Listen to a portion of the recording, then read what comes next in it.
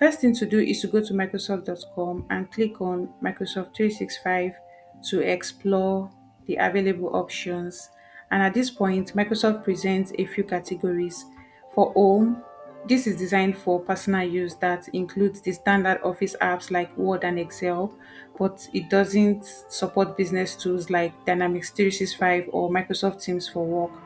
We have for business that is mainly for small to mid-sized businesses like startups or growing companies, which supports collaboration, security, device management, and integration with tools like Dynamics 365 CRM. We also have for enterprise that is mainly for larger organizations, typically with over 300 users, an organization that has more complex needs like advanced compliance, analytics, or identity management.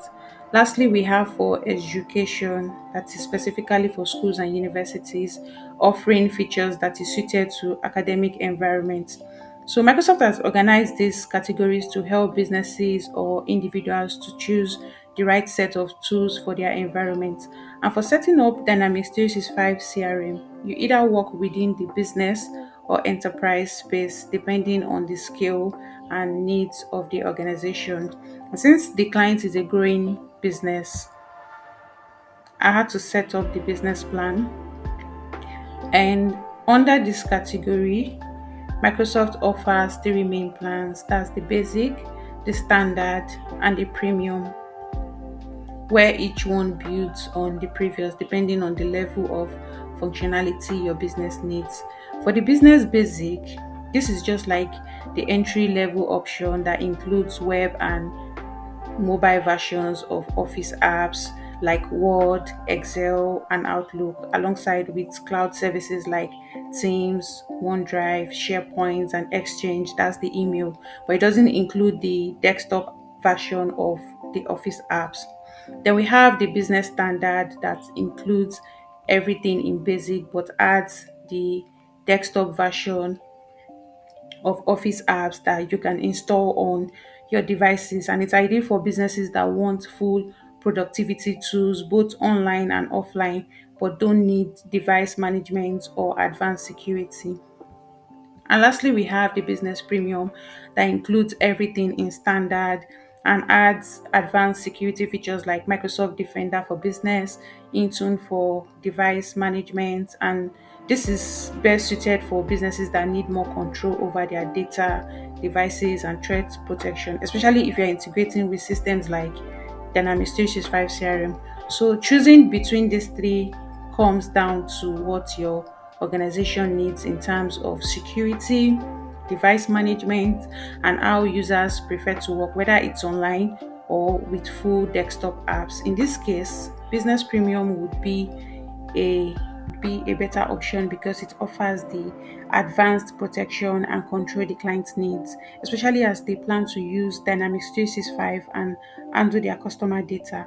That said, if you prefer to start with basic or standard, you can actually do that and upgrade later when you're ready to enable more advanced features like device management and endpoint protection. The setup process is exactly the same across all plans. So starting with one and moving to another later does not require you to start all over. Now I'll go ahead to try for free so I can walk you through how the setup will actually look. And this is a great option because it lets you to explore the environment and configure everything fully, and then you decide to pay once you are ready to go live. So the next step is for you to choose the number of users you want for the plan and the length of your subscription and how often you want to be billed. Then you enter your personal email. This is just used to check if your email is already associated with an existing school or business account, and also for backup purposes. And if it's not, you'll be prompted to create a new Microsoft account for your organization.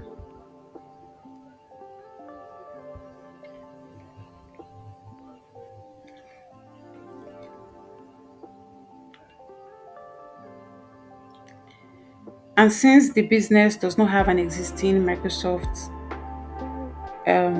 environment just yet, we'll go ahead to enter the personal and business details to create the account. So here we have first name, surname, company name, phone number, job title. As it's required, you enter the details here. And after setting up the profile, the next step is usually to create your business identity by connecting a domain. And this is what it would look like. So you have options to either buy a domain or use that of Microsoft. And if the business already owns a domain, the next stage is for you to verify it by adding a TXT record in the domain registrar. But since I'm using a trial, Microsoft automatically skips this step and gives me a temporary domain. So I'll just go ahead with this now.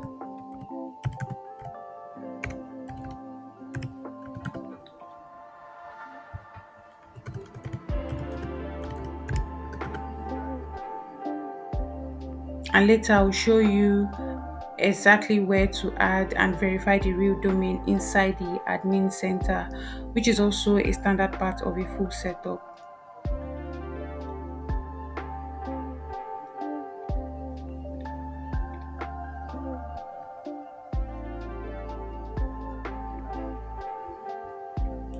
Now at this stage, even though we are using a free trial, Microsoft still requires card details for verification purposes. And no, you won't be charged during trial method. It just allow you to have smooth transition if you choose to continue with a paid subscription later. And now that my details are confirmed, I'll go ahead and click start the trial to activate my tenant environment, which I'll later use to set up Dynamics 365.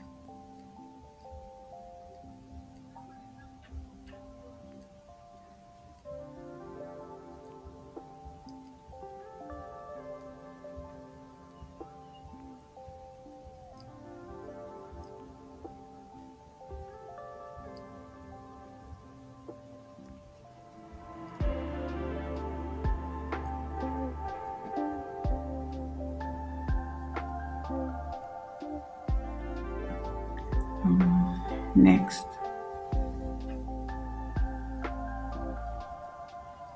So it's required for me to sign in, which I'll go ahead and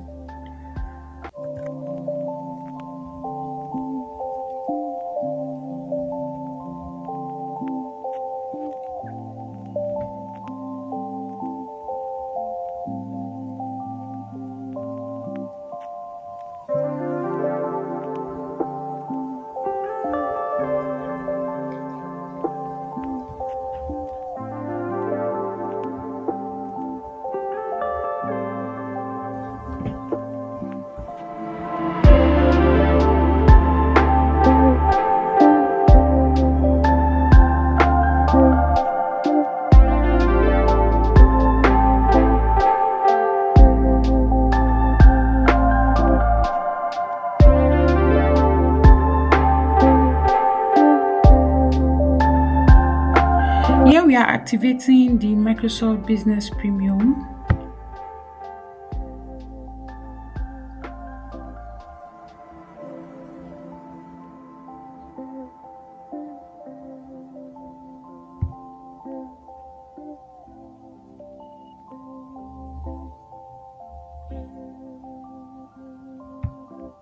So continue. Right to skip this. I'm gonna work on that in the admin center and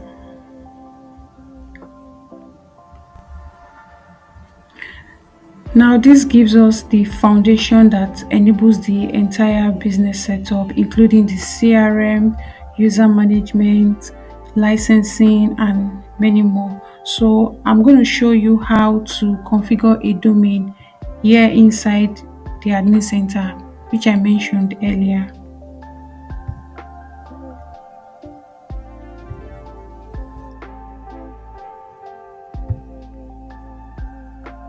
From this section, you can buy a domain or verify an existing one. And since the client already owns a domain, I just have to verify it.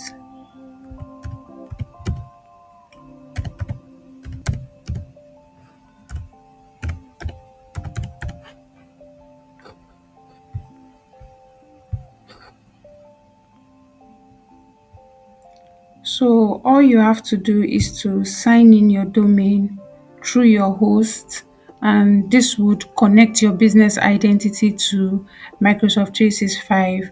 That way Microsoft will provide a TXT record that you need to add to your domain's DNS settings, and these steps just verifies ownership and allow Microsoft to complete the verification process, ready to be set up for email, Teams, and other Microsoft 365 services. Once that is done, the next step is to add users who will have access to the system and assign licenses to them. The user, you add your first name, last name. So here, then the username, you have option to either use their first name or combination of both. And next. So when creating a user, you should select which services, be able to select which services each user should have access to based on the tools they need to work within the environment. And since core apps like Outlook, Teams, and SharePoint are important for day-to-day work, so you mark them here, while others like the data protection or security features can be left on by default unless the user has very specific limitations. So you do that here. Next is to define the user role in the organization. And for example, the global admin is the highest level role with full access and control over all settings and users. So here you can assign roles based on different categories like collaboration, identity, read-only devices, as you have it here, depending on what level of control or responsibility each user should have. Then you go ahead to complete the user's profile by adding the job title, department, office phone, mobile phone, and the location of the user over here. Finally, you have the review page. You can leave the password like this, auto-generated, so the user will receive a temporary password and can actually change it to something personal once they sign in. Then you add.